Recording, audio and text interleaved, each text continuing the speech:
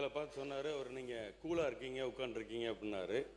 எங்கள் மடியில் கனமில்லை, வழியில் பயமில்லை என்பதற்கேற்ப நாங்கள் மிகவும் கூலாக தான் இருக்கோம்.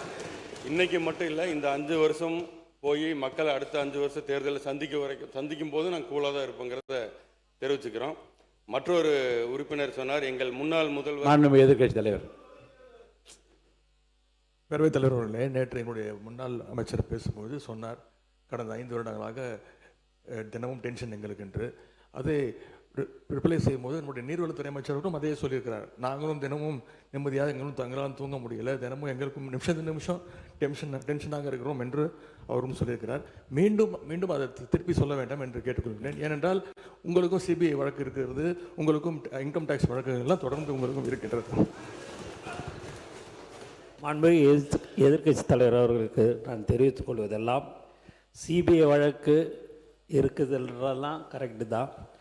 எங்களுடைய டென்ஷன், எங்களுடைய முதல்வர் தொகுதியில் என்ன பிரச்சனை, மக்கள் பிரச்சனை இருக்குது, அது உடனுக்குடன் பார்க்குறியான்னு கேட்டார்ன்றதுக்கோசம்தான் நான் உங்களுக்கு அப்படி சொன்னனே ஒழிய, நான் வேறு எந்த அர்த்தத்துலேயும் நாங்கள் எங்களை பயமுறுத்தியோ டென்ஷன் படுத்தியோ இல்லை.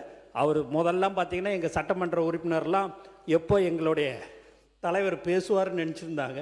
இப்போ ஃபோன் வந்தாலே பயம் இருக்குது.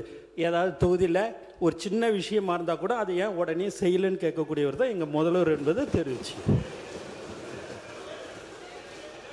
உட்காருங்க. மாண்பு எதிர்க்கட்சி தலைவர் சொல்லி முடிச்சிடும். நீங்கள் சொல்லுங்கள், உங்கள் கருத்தை சொல்லுங்கள்.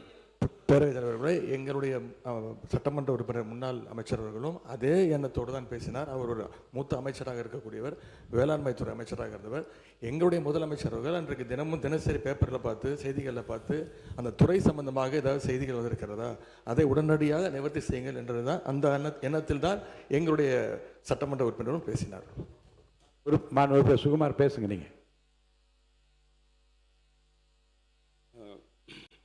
நேற்று மற்றொரு முன்னாள் அமைச்சர் பேசும்போது சொன்னார், எங்கள் முன்னாள் முதல்வர் எங்கும் இருக்கிறார், எல்லா திட்டங்களும் இருக்கிறார், நீக்கமர நிறைந்திருக்கிறார், எல்லா இடத்துலையுமே இருக்காருன்னு சொல்லி பேசினார். அது ரொம்ப சந்தோஷம். ஆனால் மக்கள் மனதில் இல்லை. மக்கள் மனதில் இருந்தால் மட்டும்தான் இந்த சட்டமன்றத்துக்குள்ளே வர முடியுங்கிறது உங்களுக்கும் தெரியும், எங்களுக்கும் தெரியும்.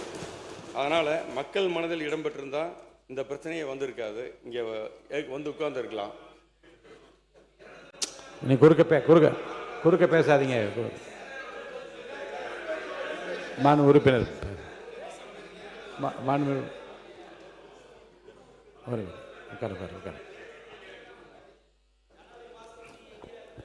மாண்புமிகு பேரவைத் தலைவர்களே, மாண்புமிகு உறுப்பினர்கள் கடந்த ஆண்டு ஆட்சியில் இருக்கும்போது யார் கூட சுற்றிக்கிட்டு இருந்தார் என்பது உலகத்துக்கு தெரியும். எங்களுடைய ஊரக தொழில்துறை அமைச்சர் ஐபி குடன் அவர் கூட இருந்தார், பழகினார் இருந்தார். ஆனால் நாங்கள் படுற டென்ஷன் அவருக்கு தெரியும். நாங்கள் எதுக்காகனா மக்களுடைய பிரச்சனைகளை அன்றாடம் பார்க்க வேண்டும், அமைச்சர்களும் சட்டமன்ற உறுப்பினரும் இருக்க வேண்டும் என்று எங்களுடைய தலைவர் அவர்கள் கூறியதை அனுப்பி நாங்கள் பண்ணிடுறோம். அது இப்படி எங்கள் திட்டமும் மக்களுக்கு செல்ல வேண்டும். கிட்டத்தட்ட இப்போ யார் மனதிலே இல்லைங்கிறார்.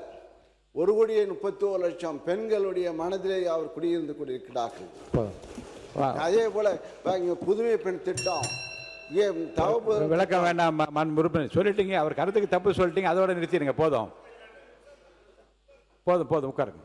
மாண்பு உறுப்பினர்